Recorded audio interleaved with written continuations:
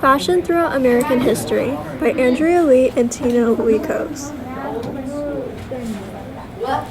During the 17th century, Puritans governed through sumptuary laws that restricted luxury or extravagance in women's clothing. In 1634, the Massachusetts Bay Colony passed its first law, which restricted silver and gold hatbands, lace, and belts that went against the modest lifestyle of the Puritans. Over the course of several years, the colony began to reserve certain items of clothing for those who belonged to a specific class. For example, women who were not among the elite were forbidden from wearing silk hoods as well as spongy necklines. Furthermore, in 1679, the colony began to condemn women for immodestly displaying their hair or curling it. Traditional 19th century fashion consisted of tightly laced corsets, layers of petticoats, and floor-length dresses.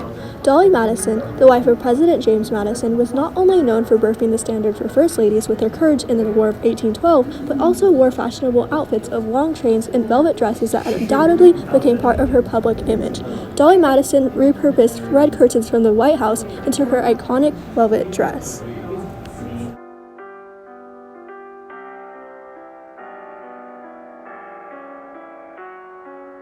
In the 1850s, Amelia Bloomer began to advocate for radical clothing for women, including loose bodices, ankle-length pantaloons, and dresses cut above the knee in her biweekly newspaper, The Lily.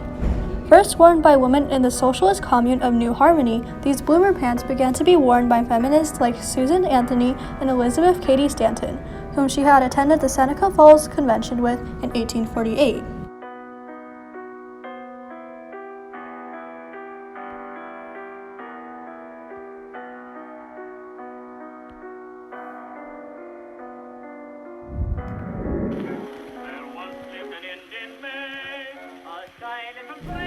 Into the 1900s, a woman's ideal body shape was achieved by wearing S-shaped corsets that greatly restricted movement.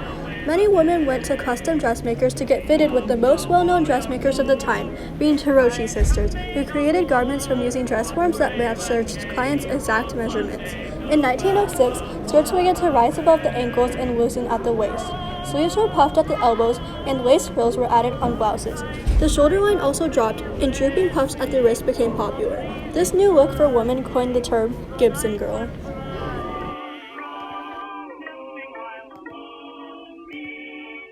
Into the 1910s, by 1911, women began to drift from the S-shaped silhouette to an up-and-down figure. Paul Poiret was a lead influence in promoting this new figure. He loosened the constrictive waist, emphasizing natural slenderness. Consequently, designers started creating clothing that fell more naturally over women's curves instead of tight clothing that had to be squeezed into. Frilly puffed blouses and fluted skirts remained popular during this time. Large hats, well trimmed with feathers or ribbon, became popular.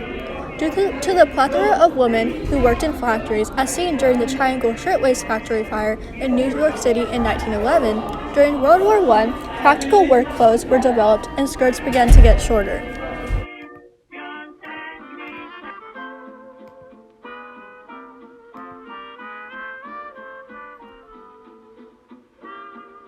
By the 1920s, the end of World War I marked a change in women's roles and freedoms, which translated into women's fashion.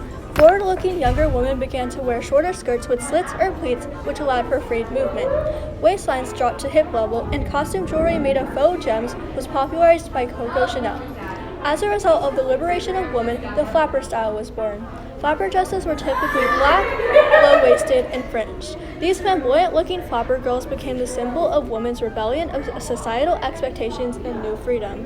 Furthermore, women began to wear their hair bobbed with cloche hats on top.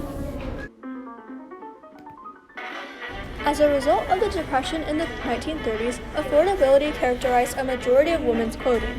During the first few years of the 30s, women mainly relied on practical clothing like trousers and simple skirts, which allowed them to work easily in them. Wool suits with shoulder pads and knee-length skirts were also commonly worn. In order to save money, manufacturers and designers turned to cotton and rayon as their choice of fabric. In addition, the styles of Hollywood actors greatly influenced the fashion of the late 30s. Wealthy women joined in some of the trends set by these actors, sporting Gucci scarves and tortoiseshell framed glasses.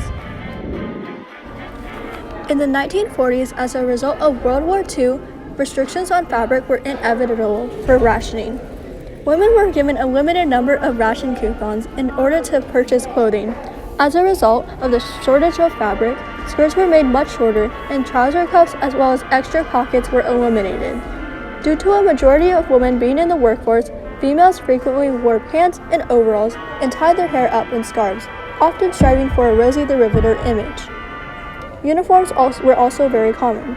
In 1947, Christian Dior introduced his new look, which consisted of sloping shoulders and a cinched waist.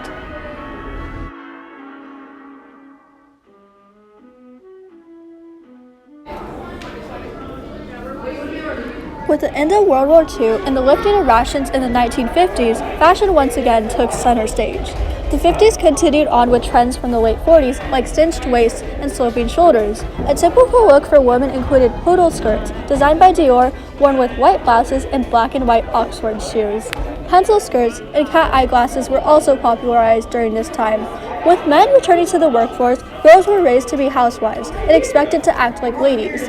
Dresses and full skirts with tight-fitted waists were the common look of the housewife. Though most women went for a more innocent and youthful look, some sported the pin-up style, drawing inspiration from Marilyn Monroe. During the 1960s, women experienced a new freedom in mixing and matching different clothing items to create their own styles. Mary Quant is often credited with inventing the miniskirts, which became very popular among younger girls. Go-go dancers originated in this era and led to a demand for go-go boots. Mod fashions characterized by bold, solid colors and geometric shapes increased in popularity as well as psychedelic style clothing.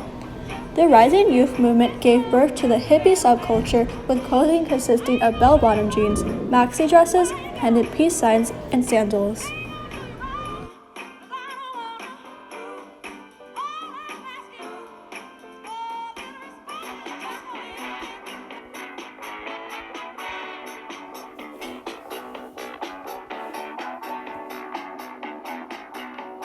During the early 1970s, hippie fashion continued with women sporting granny dresses and dresses with belled sleeves, but this fashion came to an end once the Vietnam War concluded. Instead, new styles like punk and skinhead took root. In addition, the 70s had a strong bohemian influence with women wearing leather sandals, peasant tops, and floppy hats. Rather than miniskirts, women chose to wear shorts with blouses tucked into them and silk scarves. Hot pants also became extremely popular during this time. Furthermore, disco greatly influenced late 70s fashion, which was characterized by bell-bottom jeans, platform shoes, and polyester shirts. 1980s fashion is best remembered by its mix of trends and creativity.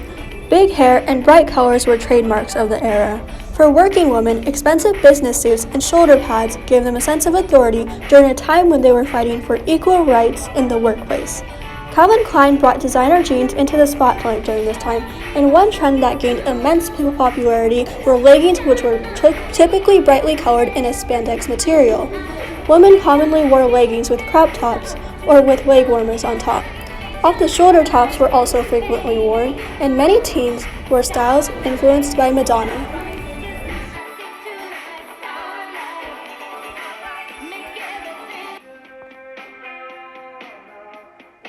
1990s fashion could be best characterized by comfort. Pants became baggier, workplace attire, while still professional, became more relaxed and denim, typically distressed, increased in popularity. In addition, the punk style of the 80s gave birth to the grunge style, which consisted of dark colors, flannel shirts, combat boots, torn jeans, chokers, and graphic t-shirts, which were very popular among teenage girls. Another iconic style of the time was the preppy look, which many women sported. The preppy style, stemming from Tommy Hilfiger's all-American look, gave way to sweater vests, pastel colors, and turtlenecks.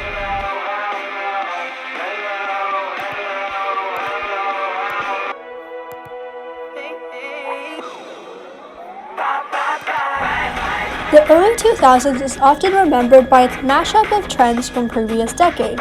During this time, crop tops became shorter and waistlines for jeans and skirts were lowered.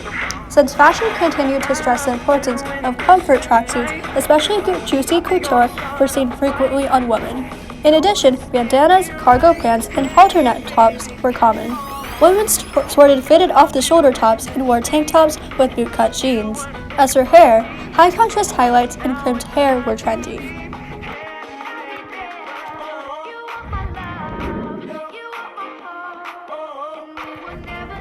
Into the present, the 2010s have been defined by fast fashion with athleisure and alternative fashions, influenced by early 1990s grunge and skater fashions.